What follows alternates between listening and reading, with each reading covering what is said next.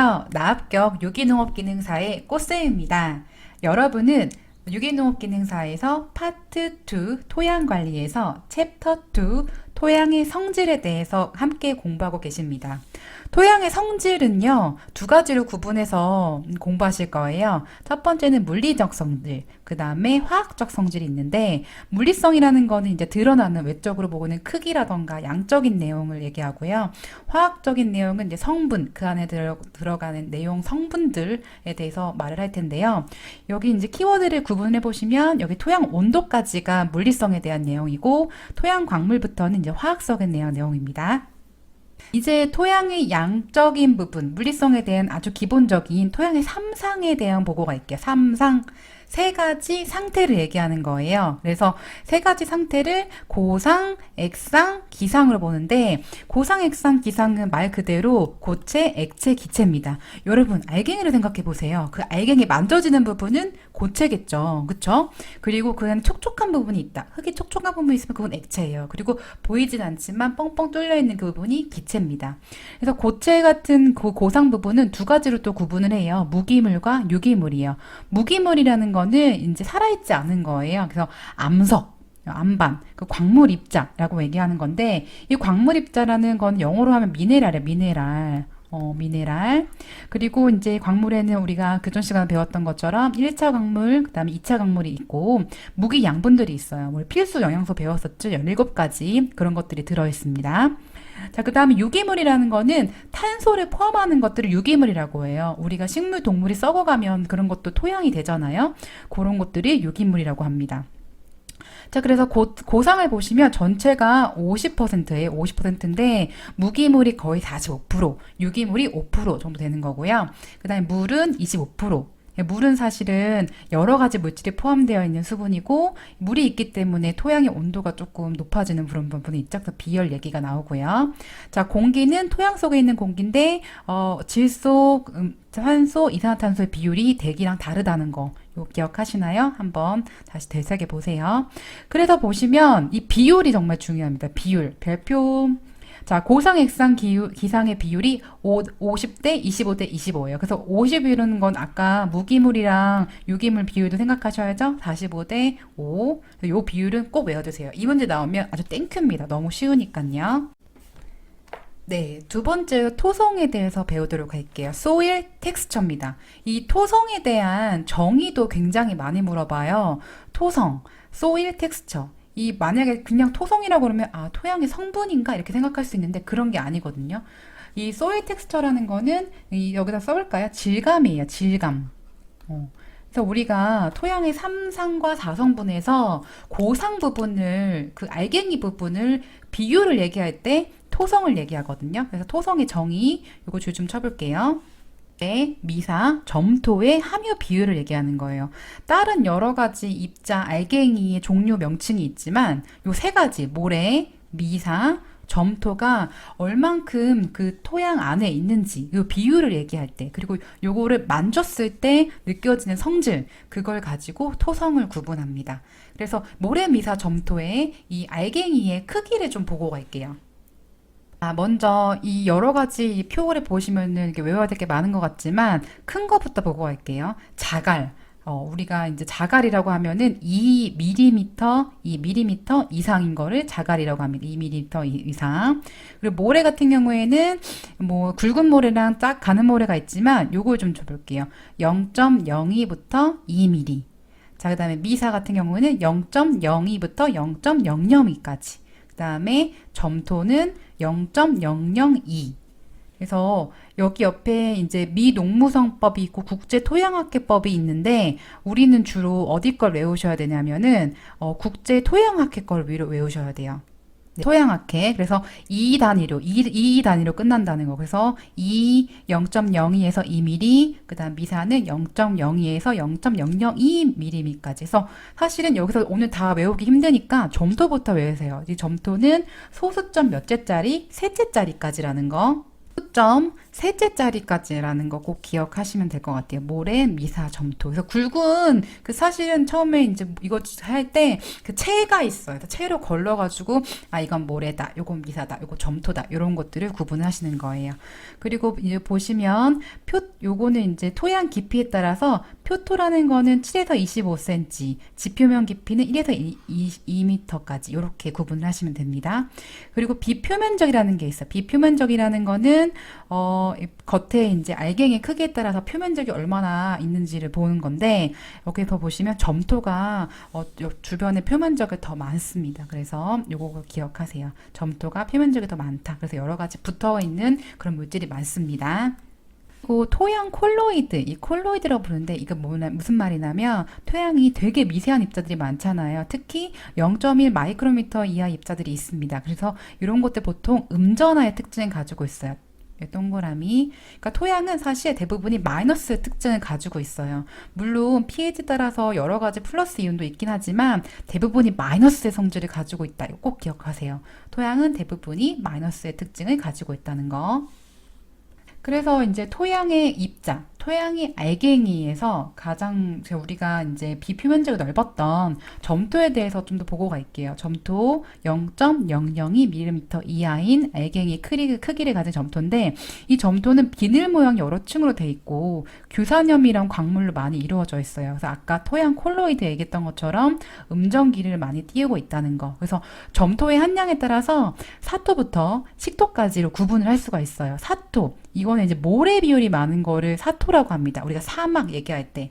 그리고 식토는 점토 비율이 많은 걸 얘기해요. 그래서 너무 식토가 많아도 좋지가 않고 너무 사토가 많아도 좋지 않은 이 양토가 가장 식물에는 가장 많이 이용됩니다. 그래서 이 점토 함량 범위 25에서 37.5% 정도 이거 기억하시고 그리고 사토 그다음에 식토 그 가운데 있는 게 양토, 그쵸? 그 다음에 식토랑 양토 가운데 있는 게 식양토. 요거 중간 정도로 기억을 해주세요.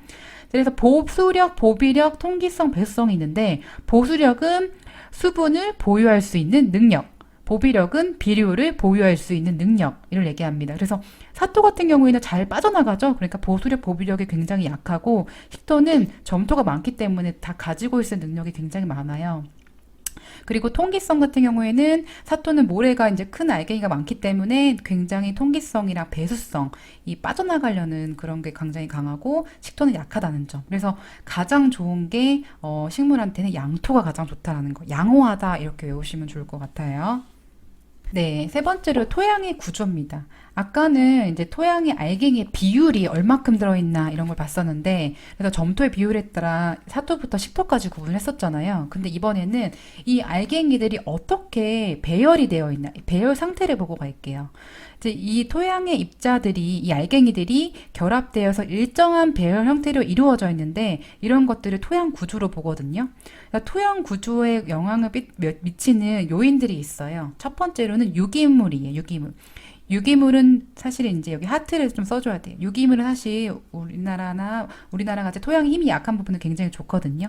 유기물이 분해가 되고 이런 것들이 토양 입자를 결합시키는 그런 능력을 가지고 있고 또 요 토양 생물과 식물 뿌리 작용도 마찬가지입니다. 그래서 그리고 경운도 좋아요. 경운도 땅은 가는 건데 적당한 경운을 하면 토양 통기가 좋아진다는 거. 너무 심하게 경운하면 안 좋거든요. 근데 여기서 말하는 경운 적용은 적당한 경운입니다.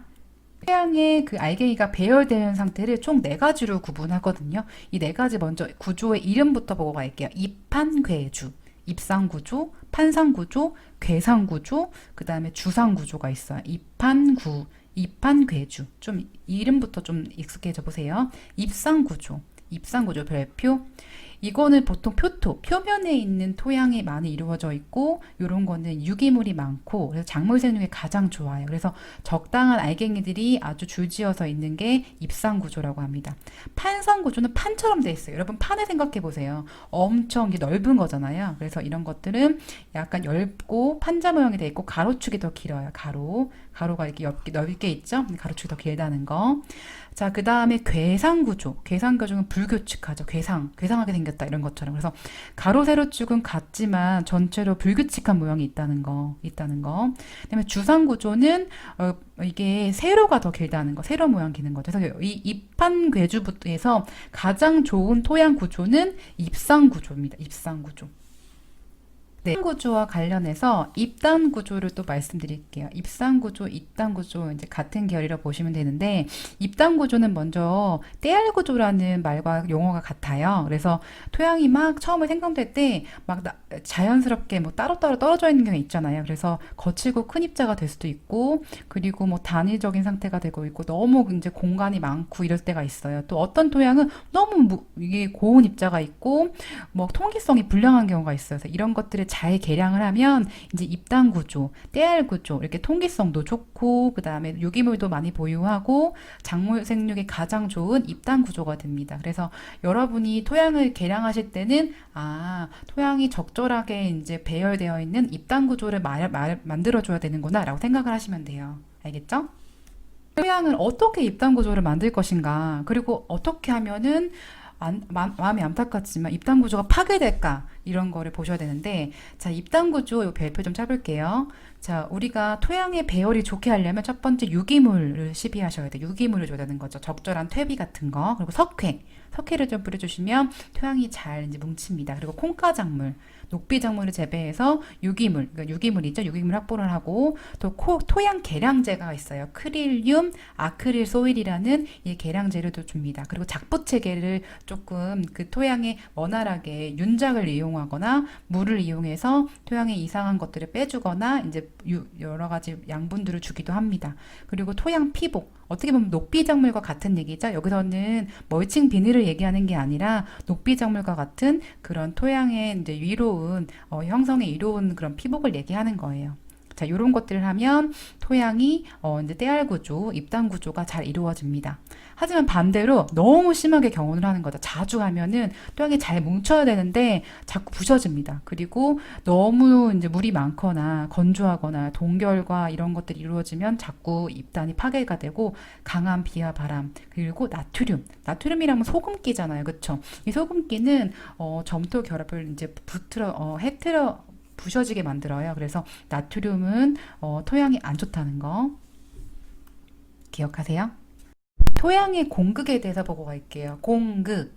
네, 공극이라고 하면 왠지 공기만 있을 것 같잖아요. 그쵸? 근데 그렇지 않고 공극이란 개념은 토양의 물과 공기가 차 있는 공간을 공극이라고 합니다. 우리 토양 삼상 기억해 보세요. 삼상 전체에서 50%가 이제 고상이었죠? 그리고 나머지 25%가 이제 액상과 기상이 있었잖아요. 그쵸? 그래서 토양의 공극은 이 액상과 기상이 얼마큼 있는지를 보는 건데 이 액상, 기상은 유동적인 거라서 파악하기가 힘들잖아요. 그래서 전체를 1로 보고 이 고상을 빼줘야 돼요. 고상을 빼서 나머지 이제 액상, 기상이 얼마큼 있는지 파악을 하는 거예요. 그래서 고상을 어떻게 파악하는지가 중요한데 그 파악할 때 토양 밀도라는 개념을 씁니다. 자, 토양 밀도는 토양의 무게를 부피로 나눈 값이에요. 그러니까 부피분의 무게, 부피분의 질량입니다. 이거 수정해 주세요. 자, 그래서 토양의 밀도는 두 가지로 있어요. 첫 번째 용적 밀도, 두 번째는 입자 밀도가 있어요. 그래서 용어가 비슷한 게 많아서 한 번에 정리를 해봤습니다. 용적 밀도, 입자 밀도. 용적 밀도, 입자 밀도. 입자 밀도라는 즉 말도 입자, 알갱이죠. 알갱이 자체만의 밀도예요. 그래서 고체 입자 단위 부피당 질량이라서 토양이 알갱이 부피분의 건조 토양의 무게예요. 공극은 빼고. 그래서 이제 입자 밀도라는 거는 알갱이 자체의 밀도구나. 그래서 진밀도라고 합니다. 진짜 밀도 이렇게 보시고요. 자, 영적 밀도라는 거는 토양 안에 여러 가지 이제 기상 그다음에 액상이 있으니까 전체 부피를 보는 거예요. 그래서 부피 밀도라고 하고 가짜 밀도라고 얘기해서 가밀도, 가비중이라고 합니다. 그래서 수식이 이게 좀 잘못됐는데 이게 반대예요. 용적 밀도는 토양이 알갱이 부피분의 토양의 공극이 있어야 돼요. 공극이 있고 그다음에 건조 토양 무게로 나눠주는 거고 입자 밀도는 토양이 입자 자체, 알갱이 자체만의 밀도예요. 여러분이 기억하셔야 될 거는 밀도는 거의 변하지가 않아요. 보통 2.65 g이에요. 세제곱미터당. 근데 이제 용적 밀도가 토양의 구조와 따라서 이제 많이 변해요. 그래서 용적 밀도에 따라서 이제 공급률이 좀 달라집니다. 네, 그래서 이 공국률 계산해 보면 아까 말씀드린 대로 전체에서 이런 이제 토양 밀도를 이제 빼주는 건데 이 식이 많이 나와요. 그래서 이 식을 좀 너무 이 용어가 다양하게 있어서 외워볼 텐데 입자 비중분의 용적 비중인데 이 외울 때 1 빼기 용입 위에서부터 아래로 그 다음에 기역 지읒 위에 가비중, 진비중 이렇게 위에서 가나다라 외우시다시피 위에 기역부터 그다음 밑에 진비중 그다음에 부알 위에서부터 가나다라 순서로 비읍 다음에 일 이렇게 이음으로 외워주세요. 이제 물론 제일 좋은 건 입자 비중분의 용적 비중 1 빼기 입자 비중분 용적 비중 외우는 게 되게 좋죠. 근데 헷갈린단 말이에요. 시험장에서는. 그래서 가나다라 마바사 이렇게 순서대로 해서 위에서부터 아래로 용적 비중, 입자 비중, 가비중, 진비중 위에서 아래로 외우시는 게 더 편한 것 같아요. 네. 그다음에 비읍, 그다음에 이음 이렇게요. 나중에는 이제 정말 헷갈리거든요. 그래서 이거를 가나다라 마바사로 외우시는 게 더 편하고 이 전체에서 진비중분의 가비중을 빼야 이제 나머지 순수한 기상액상의 비율이 나온다는 거, 이 공국률의 비율이 나온다는 거 기억해 주세요. 문제 한번 풀어볼까요? 네, 토양의 입자 밀도가 2.65 인 토양에 퇴비를 주어서 용적 밀도를 1.325에서 1.0으로 낮추었다. 다음 중 바르게 설명한 것은 보통 입자 밀도는 다 2.65g이라고 말씀을 드렸어요. 그래서 전체 공국률 구하는 공식을 봤을 때 이 공식 기억하시죠?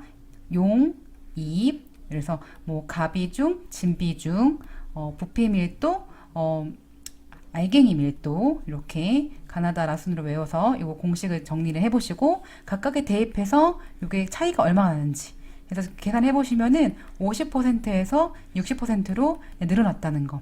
용적 밀도가 낮아지면 전체적인 공국률이 증가한다는 거 기억하세요. 네, 5번째 토양의 색깔입니다. 토양의 컬러. 토양의 색은 토양 자체의 생성 과정과 토양의 비옥도, 유기물의 함량이겠죠? 그리고 배수 정도, 물이 얼만큼 있는지에 따라서 파악할 수 있고요. 수분 상태에 따라서 색깔이 진합니다. 그래서 물이 많을수록 토양 색깔은 진하다는 점. 토양색은 먼슬 표기법을 따릅니다. 그래서 HV 이렇게 슬러시 그다음에 C로 표기하는데요. H는 색상, V는 명도, 그다음 C는 채도로 합니다. 그리고 예시를 볼게요. 유기물색은 흑색, 갈색, 회백색으로 보고요. 무기물에서 석회는 백색이나 황백색, 철은 적색, 황색, 갈색, 녹색, 망간은 흑백색으로 있습니다. 그래서 색깔이 진할수록 태양열을 많이 흡수하고 백색일수록 반사량이 많다. 여러분 여름에 검은 색깔 옷 입으면 굉장히 덥잖아요. 그런 것처럼 이 흑색일수록 태양열을 더 많이 흡수한다는 점. 그리고 그 하얀 그런 모래사막에서도 반사를 많이 한다는 점 기억하세요. 네, 6번째 토양의 온도입니다. 지온. 지온이 낮을 경우에는 뿌리가 호흡을 못하겠죠. 그리고 뿌리 세포에 여러 가지 물질이 유동이 감소가 되고 여러 대사 현상이 감소가 됩니다. 그래서 지온은 적당한 게 좋다라는 점. 네, 그래서 작물에 따른 최적의 지온이 있습니다. 이거 한번 확인하시고요. 특히 벼 기억하세요. 그리고 토양의 비열은요. 비열이란 개념을 아셔야 돼요. 토양은 1g을 1도씩 올리는데 필요한 열량을 물과 비교한 거예요. 물의 비열은 1이라고 보는데요. 무기 성분이 있는 거는 이제 조금 다릅니다. 그래서 토양의 온도는 수분의 함량 영향을 많이 받기 때문에 수분이 많으면 토양의 온도 변화가 작습니다. 그래서 사토 기억하시나요? 모래가 많은 거죠. 모래가 많은 이 사토에는 식토보다 토양 수분 보유력이 적기 때문에 비열이 작고 온도 변화가 큽니다. 반대로 식토는 토양 수분 보유력이 사토보다는 많잖아요. 그래서 비열이 크고 변화하는데 에너지가 많이 소모가 되기 때문에 온도 변화가 작다는 점. 네, 그리고 토양의 열 전도율이 있습니다. 열 전도가 어떤 게 더 빠르냐? 무기 성분이 훨씬 더 빠르고요. 그리고 입자가 더 큰 거. 그리고 밀집한 구조가 더 빠르고 아까 말씀드렸던 것처럼 사토가 훨씬 더 변화가 빠르고요. 그리고 반대로 부식 함량이 많을수록 유기물이 많을수록 열 전도가 늦다는 점. 요거 핵심적으로 기억해 두세요. 네, 지금까지 토양의 성질에서 물리성에